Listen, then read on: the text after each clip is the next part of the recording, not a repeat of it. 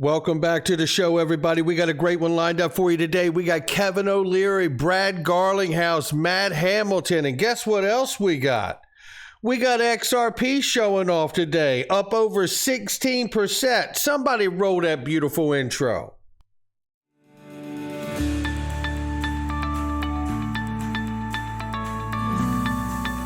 Digital Perspectives with Brad Kimes. Come on in.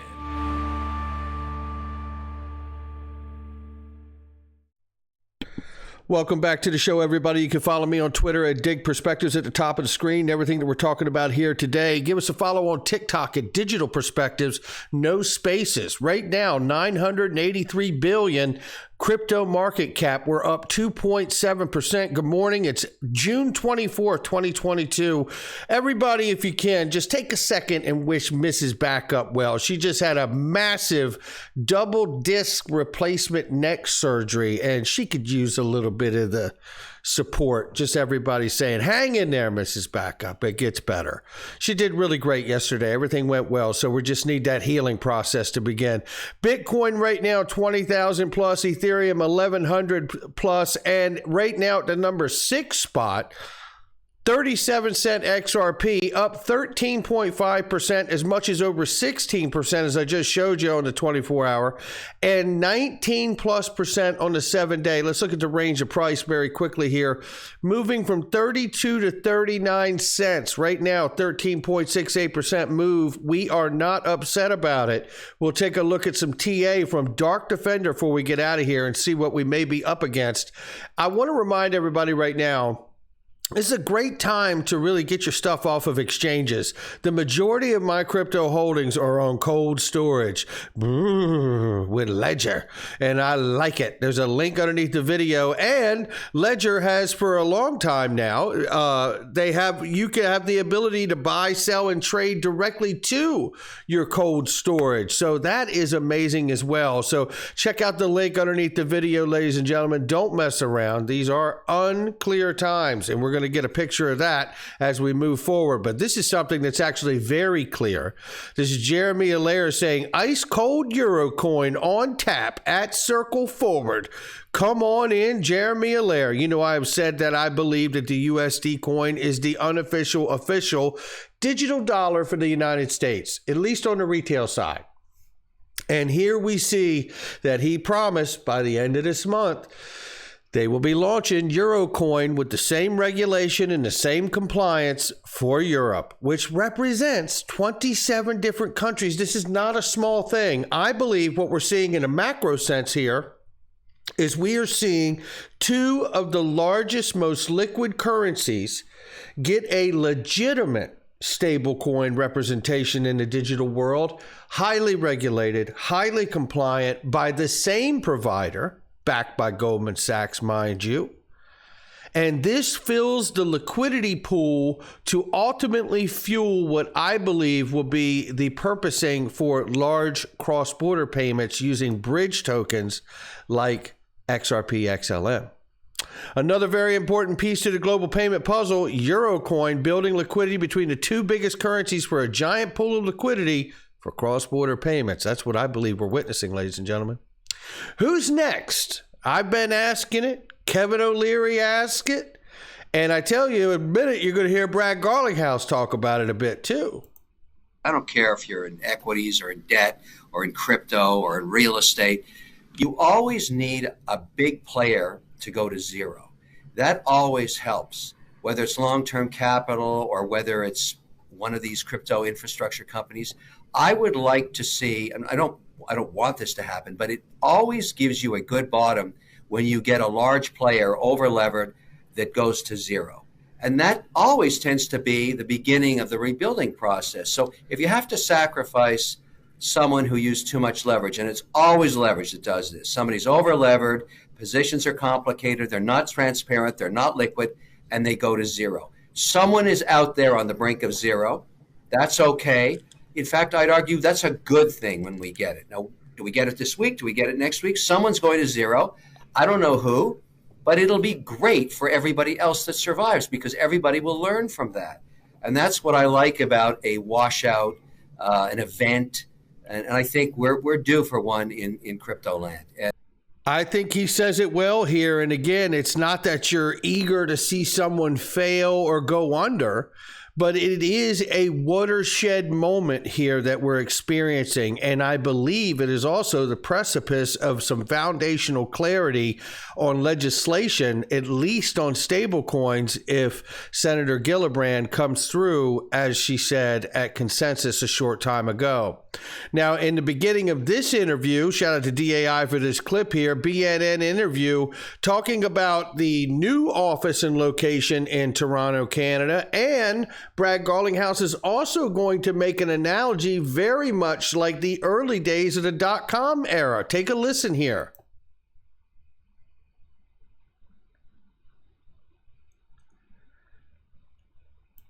Let me get us lined up here. I have too many tabs open. Let me get this lined up. Here we go right here. Check it out. Time Tech executive Brad Garlinghouse, who joins us now. Brad, good morning to you. John, good morning. Good to see you. Good to see you too. Your company's been in the game longer than most. How would you describe this moment for the crypto industry? Well, I think like several other moments of the crypto industry, you have a very early industry growing quickly, and you're going to have pullbacks. You and I both witnessed firsthand the earliest days of the internet, kind of Web 1.0. And certainly we saw some pretty dramatic shifts there where the e-toys and the pets.com died. But that doesn't mean that the technologies that underlied those weren't successful. And we have obviously some of the most profitable, some of the most valuable companies on the planet now born in that era. And to me, what a great point that is. That is a more macro view of what Kevin OLeary is saying. And to me, what I see, and we've been saying it on the channel, this is that watershed moment for us in the crypto space. And we are seeing that we are aligned with the Kevin OLearys and the Brad Garlinghouses. They're all seeing exactly what we talk about. That is encouraging to me, although it means that we're going to see some real pain in this digital asset space before we see some real gains. And during a shakeout period, it is tough to stomach some of that near-term pain. We've seen that in all sorts of coins. Obviously, XRP's had a rough ride. I do want to talk about Bitcoin, too, because inflation is sky high. And we had seen this argument, Brad, you've heard it many times before, the idea that Bitcoin is a hedge against inflation. For those who are new to this market and are trying to understand why investors moved away so quickly from Bitcoin in a high inflation environment, what is your general take on that? Well, look, I think all asset classes contracted, and I think that's certainly obviously true of Bitcoin. But I also think you have to zoom out. 2 years ago this month, Bitcoin is about $8,000. Today, I think it's around $20,000 or $21,000. Now, I'm not I'm not pretending it didn't hit $68,000 or $69,000 in between those moments. But the reality is, if you zoom back and look at what's happening in this market, I think you are seeing people recognize that non-inflationary or deflationary assets, particularly in a high inflation world, that matters and people will pay attention. But I think you do have to kind of zoom out and look at a longer arc of time to really assess, where is this market headed? Well, it's a great question that's being asked here. And I just want to highlight that where, a lot of people say, oh, Bitcoin is a great inflation hedge. But, the price has been tanking, and to Brad's point, obviously, if you look at a longer period of time, he's saying it looks like it's performing better on a longer scale than if you look at it in a very, very short term period. However, there's some long-term questions that need to be asked about Bitcoin, right? Very long-term questions about it. And we'll get into that. Well, actually, I'll just say it very quickly because we all need to ask these questions, right? What use case does it actually have? It is failing as a currency in El Salvador. I do not say that as a maxi. I say that as an observer. It is not going well with Lightning and Strike in El Salvador. So that's a problem. That is the second time it was supposed to be a currency, and it is currently failing as that. Everyone calls it a store of value. Well, if it's going to be a store of value, let me ask you this. If all the retail trading on Bitcoin stopped today and there was no more trading on the secondary exchanges, I want you to tell me what would that store of value actually be? Gold as a store of value, by the way, has use case. People use it for jewelry, cavities. You might find this to be trivial, but it isn't. Diamonds have been compared to Bitcoin. Well, diamonds are desirable for rings, especially engagements or wedding rings. There is a utility or use case in those assets. If you're going to look at this digital space, these digital assets like Bitcoin and others, XRP, ask yourself, what is the use case that keeps it alive? If there's a real store of value there, are we talking about a store of value, or are we really talking about a greater fool theory? That's the question that needs to be answered. And I'm not so sure that it's actually completely clear at this point, but we'll keep an eye on it. Now, listen, the rest of this talks about the office in Toronto. Let me see if I can get that queued up here. Take a listen. Generally optimistic for the crypto industry as a whole to be successful. You know, Warren Buffett is well known for saying a lot of smart things. One of the ones that I enjoy the most is when everyone is fearful, be greedy. When everyone's greedy, be fearful. And I think what you're clearly seeing happen now, there is a lot of fear in the market. But again, you know, whether you're looking at the people who did and came out looking the best out of the dot-com crash, or even the Great Recession in the late aughts, you know, these are people who had the foresight to recognize that some of the pain is short term. I mean, look, John, you and I have known each other a long time. There's a reason I have this gray hair, and it certainly is a benefit at times like this to be able to say, I've seen this before. We are investing. We're continuing to hire at a time when I think there's a lot of fear, and a lot of people are pulling back. Well, let's stay on that theme. Presumably you're looking for some folks with less gray hair as you hire this engineering team in Canada. Tell us a little bit more about what gives you the confidence to build, to hire in Canada at a time when we have heard some headlines from the industry that are more focused on things like layoffs.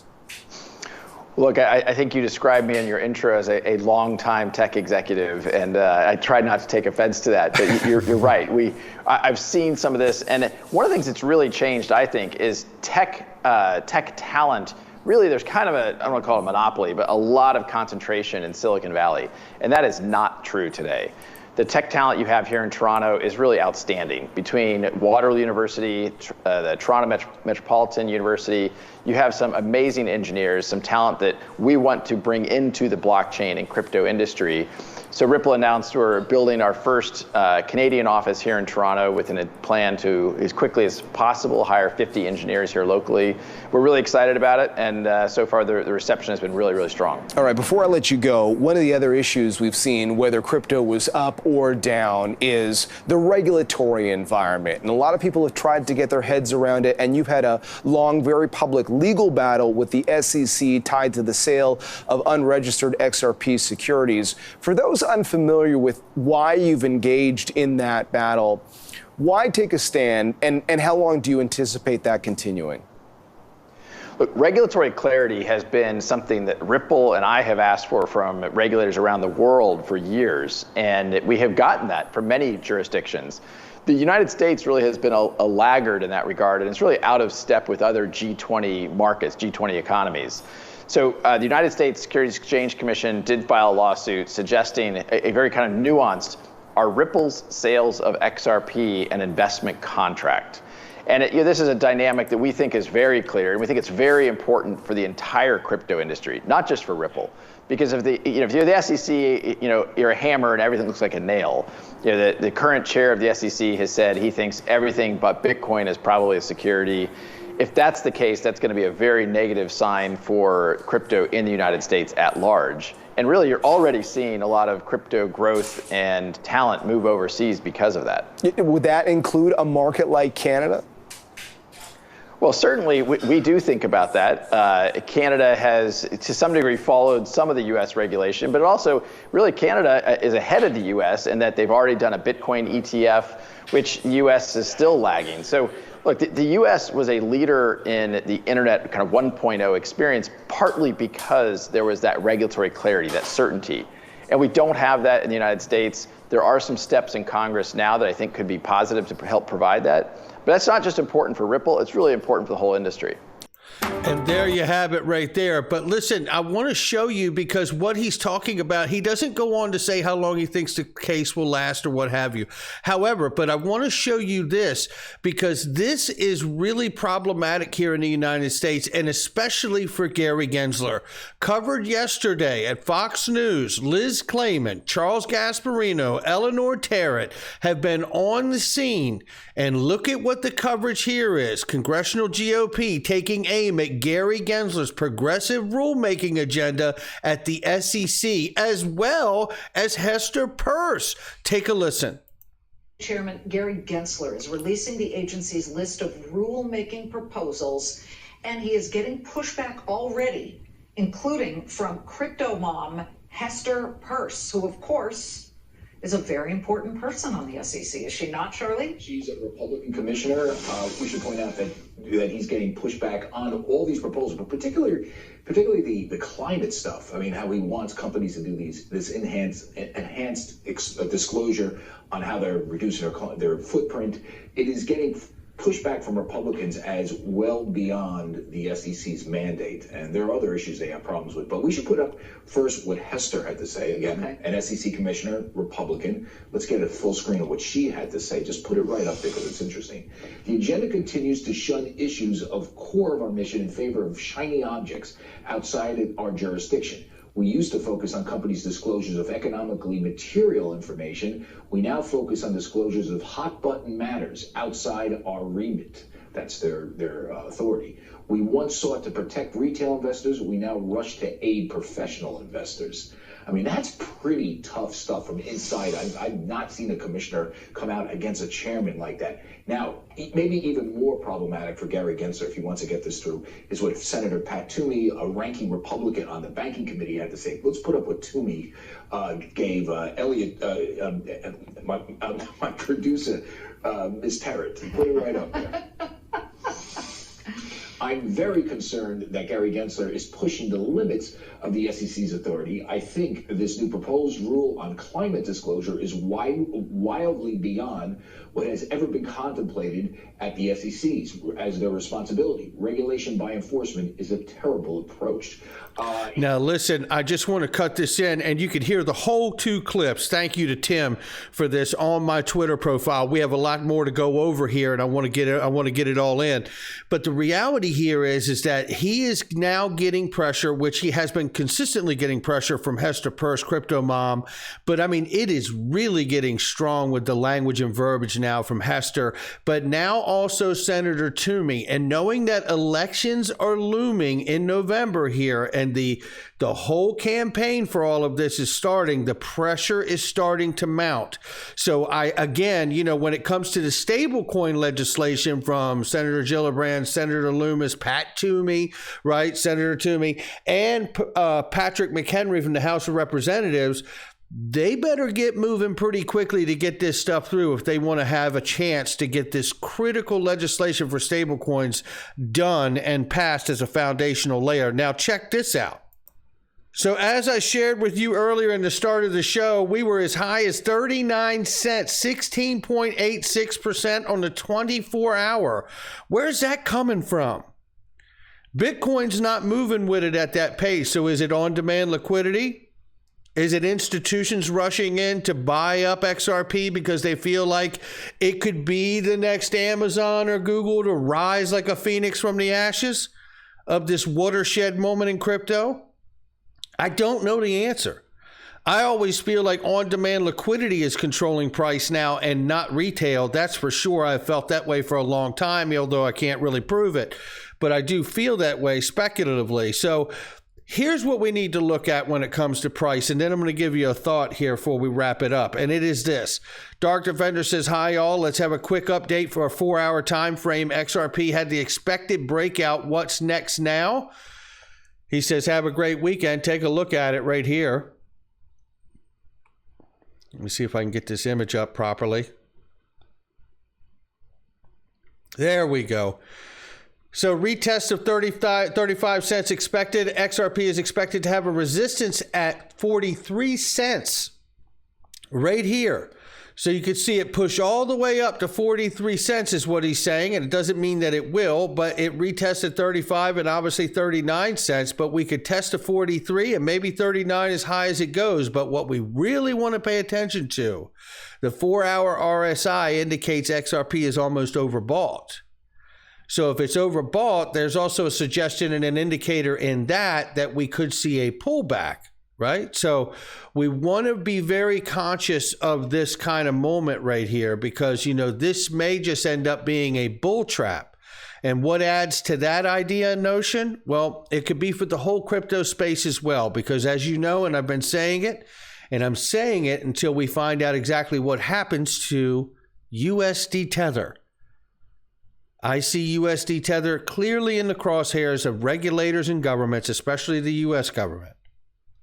And if it were to be taken down or have some kind of a collapse, the way we have seen with USD Terra or the freeze of Celsius, I have to say that could be that big moment, that big player that Kevin O'Leary is talking about as a major watershed moment for cryptocurrencies, for XRP, XLM, and other real value protocols with real use case utility to begin to really thrive.